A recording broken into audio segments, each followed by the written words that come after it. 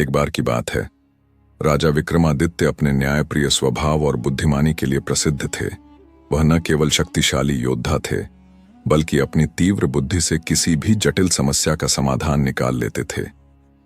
एक दिन राजा अपने दरबार में बैठे थे कि एक वृद्ध ब्राह्मण उनके पास आया और गहरी चिंता में बोला, महाराज, मेरी बेटी का विवाह तय हुआ था, परंतु विवाह से एक दिन पूर्व ही मेरा होने वाला दामाद गायब हो गया।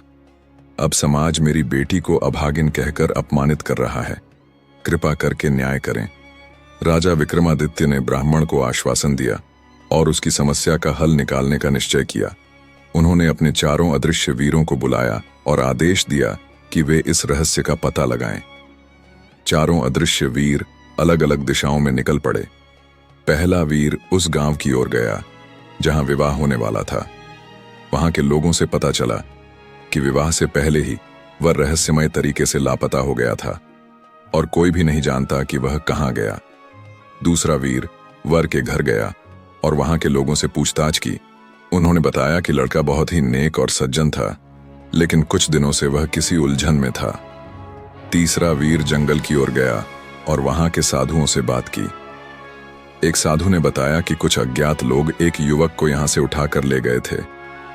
चौथा वीर गुप्तचरों के रूप में शहर के व्यापारियों के पास गया और उन्हें यह जानकारी मिली कि कुछ लुटेरों का एक समूह नव युवकों को पकड़कर उन्हें दूर देश में बेच देता था। जब चारों वीरों ने अपनी रिपोर्ट राजा विक्रमादित्य को दी, तो राजा ने तुरंत अपने गुप्तचरों को आदेश दिया कि वे लुटेरों के अड्डे का पता लगाएं। कुछ ही समय में गुप्तचरों ने यह सूचना दी कि लुटेरे जंगल के एक गुप्त स्थान पर छिपे हैं। राजा विक्रमादित्य स्वयं अपने वीरों और सैनिकों के साथ वहां पहुंचे। वहां पहुंचते ही उन्होंने देखा कि कई युवकों को बंदी बनाकर रखा गया था, जिनमें वह ब्राह्मण का होने वाला दामाद भी था। राजा विक्रमादित्य ने अपनी तलवार निकाली और अपने सैनिकों को लुटेरों पर हमला करने का आदेश दिया। कुछ ही देर में लुटेरे पराजित हुए और सभी बंदियों को मुक्त कर दिया गया। राजा विक्रमादित्य ने ब्राह्मण के दामाद को दरबार में बुलाया और पूछा, वत्स, तुम्हें किसने पकड़ा और क्यों? युवक ने बताया कि वह विवाह से पहले कुछ सोच में पड़ा था, क्योंकि उसने सुना था कि उसकी होने वाली पत्नी बहुत बुद्धिमान और गुणवान है। उसे लगा कि वह उसके योग्य नहीं होगा। इसी उलझन में वह अकेले जंगल में गया, जहां लुटेरों ने उसे पकड़ लिया। राजा विक्रमादित्य उसकी ईमानदारी से प्रभावित हुए और बोले, सच्चा प्रेम और विवाह केवल गुणों से होता है, शक से नहीं। तुमने जो अनुभव किया वह तुम्हें सिखाएगा कि अपने जीवन साथी पर विश्वास करना सबसे आवश्यक है।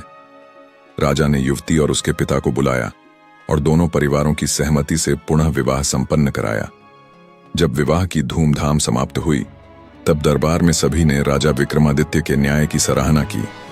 इस घटना के बाद पूरे राज्य में यह चर्चा होने लगी कि राजा विक्रमादित्य न केवल युद्ध में वीर हैं, बल्कि न्याय करने में भी अपराजेय हैं।